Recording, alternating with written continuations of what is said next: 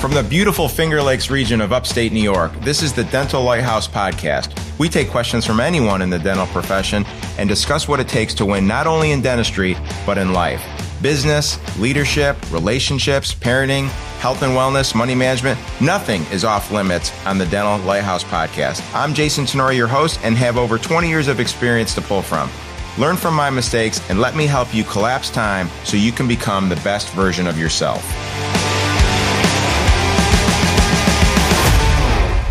Yo, Dr. Jason here, Dental Lighthouse Podcast, and it's a beautiful yet blissful. Can I use blissful to communicate that it's really cold in upstate New York? I'm staring out my office window at about 3 or 4 inches of snow on our deck railing. I like the snow, but in small doses. But you didn't tune in to listen to my feelings about snow. Couple things that I want to unpack for you guys before we get into the meat of this podcast. And I'm excited about this podcast. It's a question from a listener regarding a dilemma that he is dealing with. Just onboarded a new associate, and one of the current associates in the practice is not receiving the new associate well. So he reached out asking for advice. So I'd like to unpack that question for him. But first, a couple housekeeping things. One is earlier this week, we shared a podcast on the Better Than Yesterday challenge that we're running in. We're going to start running in a couple weeks. I think it's going to be the second. Let me find the date here. It's going to be, I think we're probably going to start December 15th. And we're going to do it for 7 days. So it's a trial run, 7-day trial run. I want you to consider doing it. You can do anything for 7 days. It's not a crazy difficult challenge. It's a challenge that we set up in a way where we can meet you where you're at. So if you have tons of habits already dialed in, then you can choose some newer habits that are going to push you a little bit. If you have no habits dialed in from a For Futures perspective, then this is an awesome opportunity for you to start with some really, really basic habits, like drinking 8 ounces of water as soon as you wake up, like doing 60 seconds of box breathing before you get your day started, and little things like that. So if you haven't listened to that episode, go back and listen to it. Reach out to us at thedentallighthouse.com. We'll get you the PDF that walks you through the first 7 days. And the intentions are to make some mistakes on the 7-day trial run. Again, when you make a mistake, don't beat yourself up. There's a judgment-free zone. You should act like a scientist, and you should say like, that didn't work out. Why is that? You know, you've heard me talk many times about when you look at scorecard data. Scorecard data is never good or bad. It just is. And when it's above goal, we high five each other. When it's below goal, we say, why is that? And you start to peel back the onion and you start to try to identify root causes of why a scorecard number is not at goal. So same thing here. Over the next 7 days, when we start this challenge on the 15th, if you put as a particular goal to walk 10,000 steps a day, and over 3 or 4 of those 7 days, you were not able to hit 10,000, be a scientist. Ask yourself questions. Why is that? Why was I not able to hit that goal? And then we're going to have on our Dental Lighthouse Facebook page, our public Facebook page, we'll just have conversations, accountability, supporting each other through the 7-day challenge, with the understanding that you kind of work out the kinks over the 7 days from the 15th to the 21st. And then starting January 1st, we roll into a 30-day challenge where really hope that you guys can help yourself develop some For Futures habits. So I'm excited about it. I'm a huge proponent of the For Futures, as you know. It's a life-changing exercise, so I would hope that you consider it. But anyways, now back to our regularly scheduled program. So I'm just going to read for you the email that I got from this doc. And I know this doc fairly well. I've worked with him in the past. Super good dude. Knows what he's doing. Has a couple locations.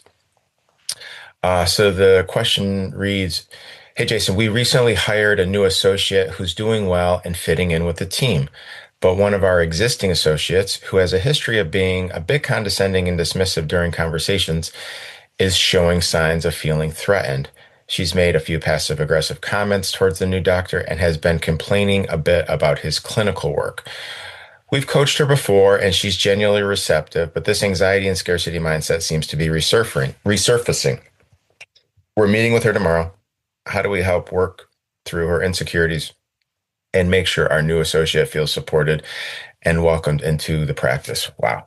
Awesome. I love this. This is real world stuff. If you're trying to grow even a single location, you're going to be dealing with something like this when you start to bring on one, two, three associates. And even if you're only bringing on one associate, you're going to deal with this from some of your hygienists and some of your assistants. So again, as you know, I don't have the answer per se. I just want to make sure that we're asking the right questions. And sometimes I find that when we ask the right questions, the answer tends to present itself, right? So the first thing I would be doing, and I'm assuming that this doc did this, is I would make sure that I have preemptively told the current associate why we're bringing on another associate, right? And you may have absolute clarity in your mind as to why, but that does not mean or translate to the current associate understands why. And there could be lots of reasons why. So I would first rewind the tape and make sure that that conversation was had. And if it wasn't had, I would have it now.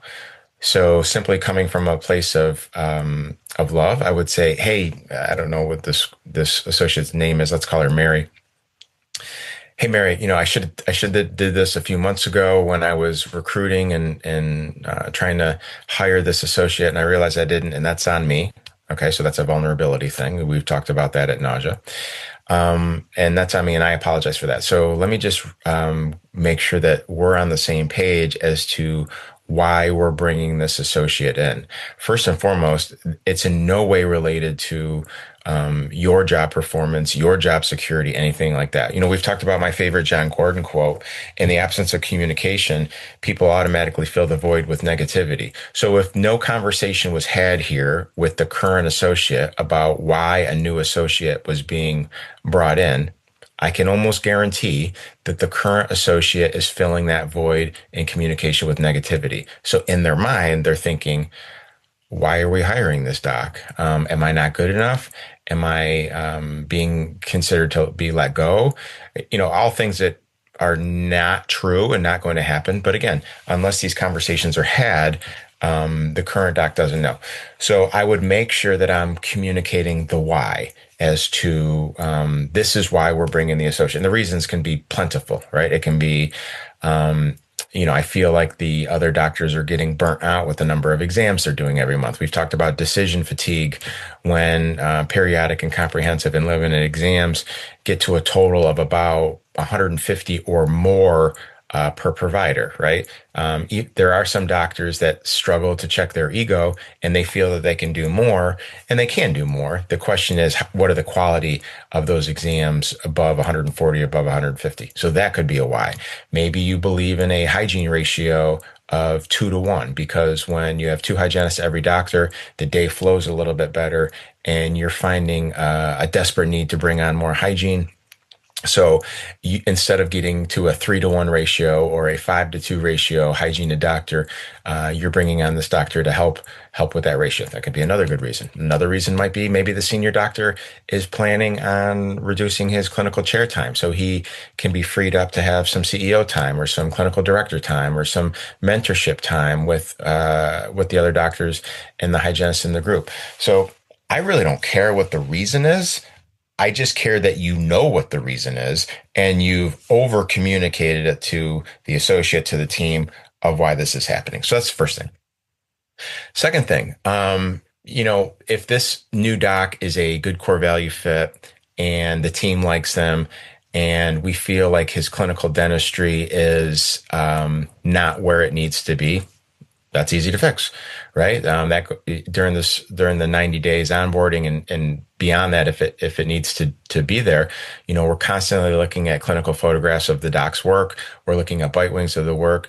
This is a situation that I have failed miserably in the past, where because someone has a license, I just assumed that they could do clinically acceptable work, and I was lying to myself about protecting the autonomy of the particular doc. So um, I've since gotten over that mistake, and now I'm probably a little bit too aggressive, to be 100% honest with you. But I'm constantly looking at post-op cementation bite wings, at clinical photographs of resin fillings, at bite wings of resin fillings. I'm constantly looking at iTero scans of crown preps. One of the reasons that we insist our new doctors use our own organizational lab, is so I have complete access to everything. And you can call it me being a control freak, but I will call it setting the standard that we want to have in the office for clinical dentistry. So the issue of, let's call it, inferior clinical dentistry is typically easily fixable. You just have to be aware of it, and you have to make sure that you're constantly communicating with the provider on what you're seeing and what they need to do to get it up to the standard. And I can promise you, and again, I had this fear early on in my career. I can promise you that if the person's a good core value fit, which it sounds like it is, they are begging to know. When you sweep it under the rug, when you don't want to have the understandably uncomfortable conversation about someone's bonding, about someone's crown preps, then they think everything is okay, when in reality, it's not. So, not to get off on a tangent about accountability conversations, but we've talked about this at length. The only person that benefits when you, as the clinical director, as the owner doctor, as the CEO, does not want to have a conversation with your associate about their short endos, or their under prepared crown preps, or their two surface fillings where they leave a little bit of decay. The only one that benefits when you don't want to have those conversations is you, because you don't need to develop the courage to have those uncomfortable conversations. When you get rid of that selfishness and you go have that conversation, everyone wins. The associate wins because now they're being made aware and mentored of what they need to be doing. The patients win because now they're every single patient that this person works on for the foreseeable future will benefit from a better clinical standard. The practice wins, and then the business wins from a profitability perspective. So have the conversation. Okay, so we've communicated the why of why we're bringing in the associate, and we've communicated how we're going to make sure the clinical standard gets raised, right? Those are the things that you can control. Now, let's talk a little bit about things you cannot control, but you can try to affect the outcome. I would go to Mary, and I would have a real heart to heart with her, and I would simply ask questions. I would say, Mary, here's the deal. I shared with you why we're bringing in this doctor. I've shared with you that we love having you here. You're a cornerstone. You're a rock star when it comes to being a doctor in our practice. But when you communicate the way that the team is telling me you communicate, when you communicate even with me, when I'm trying to have a conversation with you and you roll your eyes, or you are passive aggressive, or you turn around and leave the conversation as I'm in the middle of talking, like, that's not what we're all about. And if we're trying to be open and transparent and vulnerable with each other, then we can't have you behaving this way. So help me understand what's really going on here. I love this question, because there's always something under the surface. So again, help me understand what's really going on here, because I need to nip it in the bud. I want you here for a long, long time, but I'm going to be real with you. If we can't get you to a better place in terms of your way that you communicate with other people.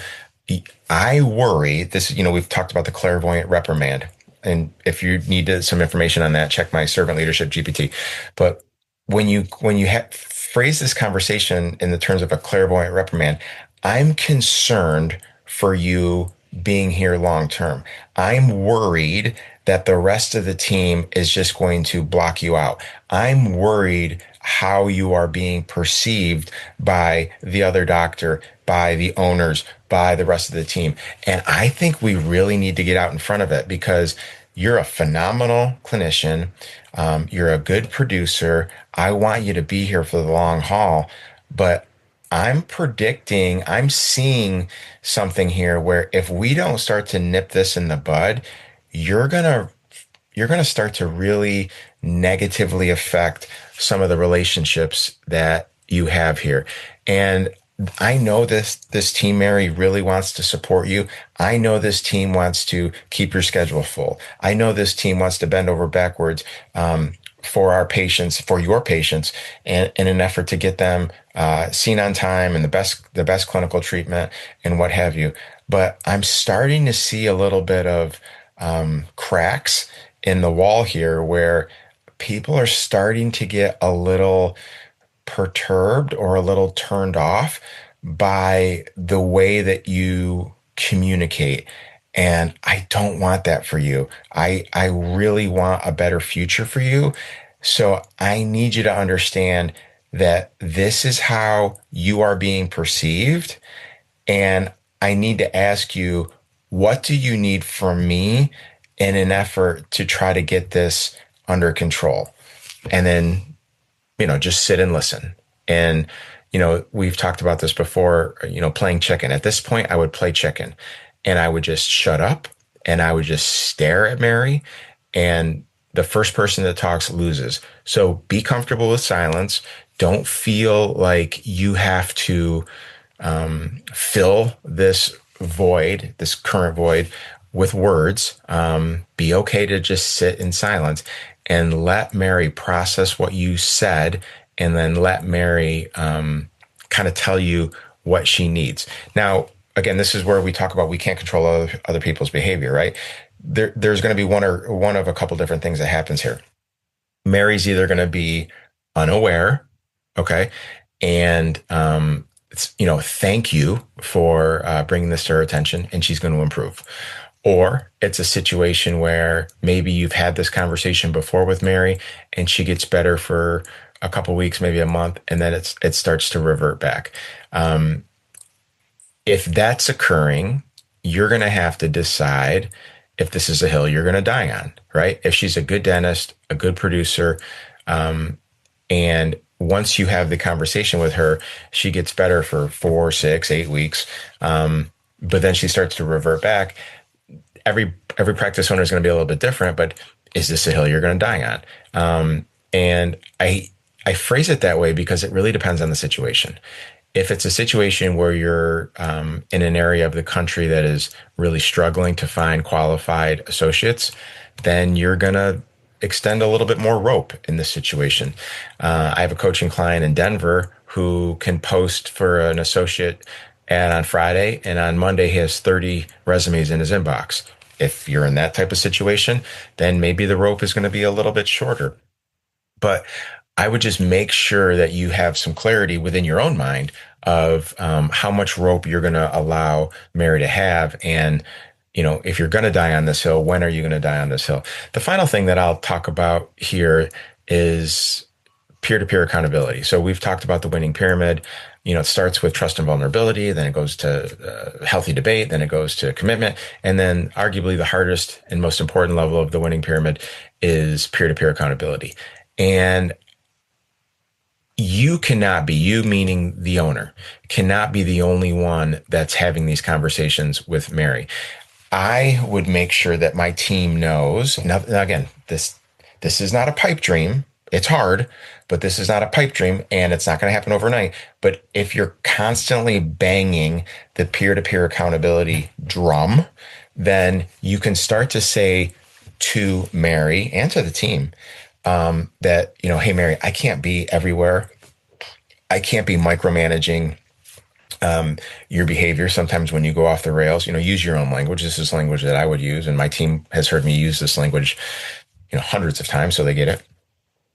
I say, Mary, I can't micromanage you when you roll your eyes if I'm in another office, or, if I'm in another operatory and you're over here being passive aggressive. So if we can't get this cleaned up, then I'm going to have to lean on the rest of the team, and I'm going to have to tell them what you and I have been talking about and ask them to help with some peer-to-peer accountability. We call this practice open the kimono, right? So how it typically goes is, you know, Mary, this will be like the third or fourth conversation you've had with her. You would say, Mary, look, I've tried to coach you up. I've tried to let you know how your behavior is negatively affecting the new doc, the rest of the team. And, unfortunately, I see you improve for a week and then we kind of fall back into the same behavior.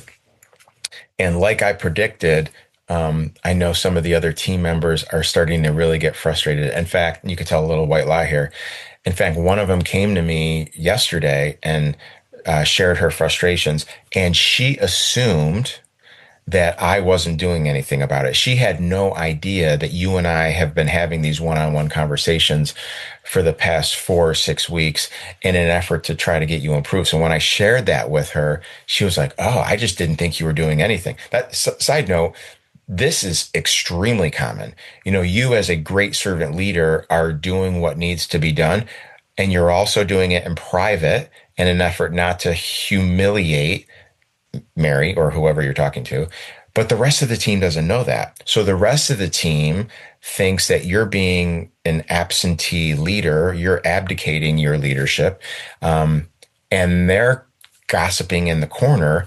When is Doc going to go talk to Mary? Mary just walks around here like she owns the place. Mary rolls her eyes all the time. I wish Doc would go talk to her. Well, you have been talking to her, but nobody knows about it. So once you get to this 2, 3, again, it's going to depend on how much rope you're giving her. Once you get to these 2, 3, 4 one-on-ones, what I do is you go to Mary and you say, Mary, I've tried. I have failed you miserably, and I wish I knew why. I've tried to explain to you what I think is going to end up happening if you don't change your behavior, and unfortunately, we're getting to that point. I had someone yesterday come to me, really frustrated. So here's what we're going to do. I have failed.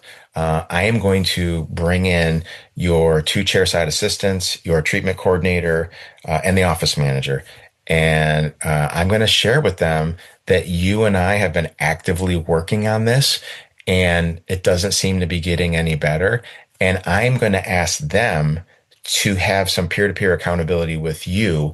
And if they see you kind of going off the rails, if they see you disrespecting someone by rolling your eyes, if they see you kind of huff under their breath, under your breath, or turn your back to someone as they're talking to you, I'm begging them to go to you and say, Mary, that's just not how we behave here. Or, I know that Doc has been talking to you about this and he's not here today. So I'm going to take it upon myself to kind of share with you that I just saw how you reacted with your assistant, and man, I would be upset if I was your assistant. It was really rude, and I know you're not deep down a rude person, but what you just did was over the top rude. So we open up the kimono. We start to tell the inner circle of who's working with Mary about this behavior. Now, here's what happens when you open up the kimono.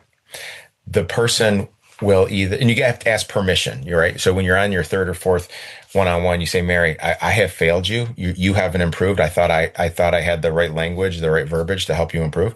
But you haven't. So I'm going to tell the rest of the team, this is what we call the open kimono exercise. I just wanted to run this by you, Mary. I wanted to let you know that I'm going to let other people in on what we've been dealing with. So a couple things happen here. One is someone gets scared shitless and they're like, oh my gosh, no, please do not do that. I promise you that I am going to be all in on changing my behavior. I don't know, Mary, we talked about this over the last, Doc, I'm all in, right? I didn't know it was this serious until you just shared with me what you're going to do. I'm all in. And I've seen it. They get significantly better. And that change lasts, right? The other option is Okay, I'm cool with that. Doc, I am really trying. And when you bring it to my attention, I don't realize that I'm doing it, but in the moment when you bring it to my attention, I'm like, oh shit, I am doing that. So if there are other people that we can bring into this conversation in an effort for me to get better, I'm all in, right? So those are typically the two options. And I've also had the third option, person quits, right? Again, I know you don't want this person to quit, but sometimes that's a win. And you guys have heard me say before, whenever we're going to go through these exercises, in an effort to help you develop the courage to do it, make sure you realize that in either situation, you win. Because if the person gets better, you win, right? Because the patient experience gets better, the office becomes more profitable, the team starts to get back on board, the morale goes up. So you win. And if they self-select out, you win because you no longer have to deal with this person. They can't develop the self-awareness to realize they have a problem. They play the victim and they end up self-selecting out. You win.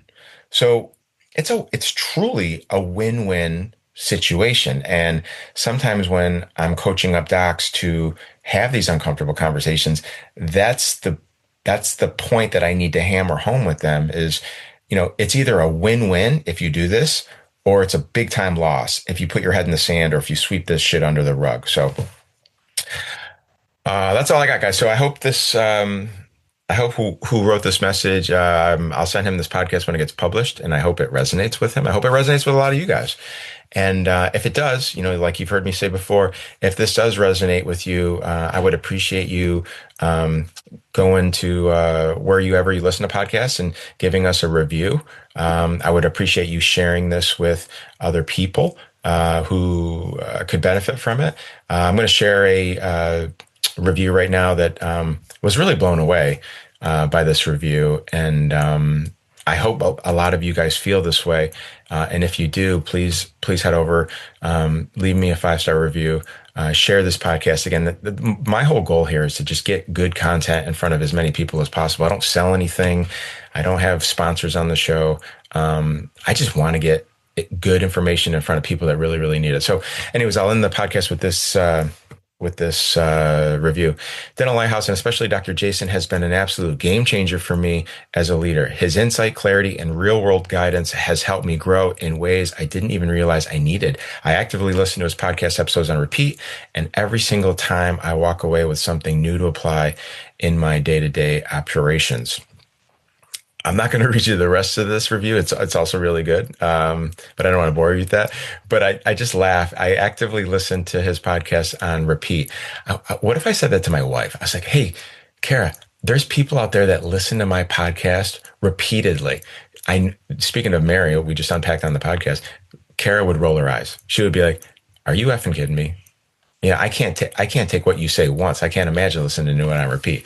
So anyways, thank you so much for the review. If you guys, again, if you found value in this podcast or the episodes that we've done, please share the episode. Please leave me a 5-star review. It just helps me get in front of more people. So love you to death. Consider the Better Than Yesterday challenge. Reach out to me if you need more information on it, and have an amazing day. Thank you. That wraps up another episode of the Dental Lighthouse podcast. You have a choice today. Choose to be a lighthouse. Lighthouses are powerful and steadfast. They are beacons of light for others to reference when life gets turbulent. Go out into the world today and become a lighthouse for someone. Give more than you get. True joy comes from serving others. Start today. I'm Jason Tenori, your host. Thank you for listening to the Dental Lighthouse podcast. For more information, podcast show notes, or links to anything that we have discussed today, please check out our website, thedentallighthouse.com. We would love to hear from you. If you would like to get on the show, please email us at podcast@thedentallighthouse.com.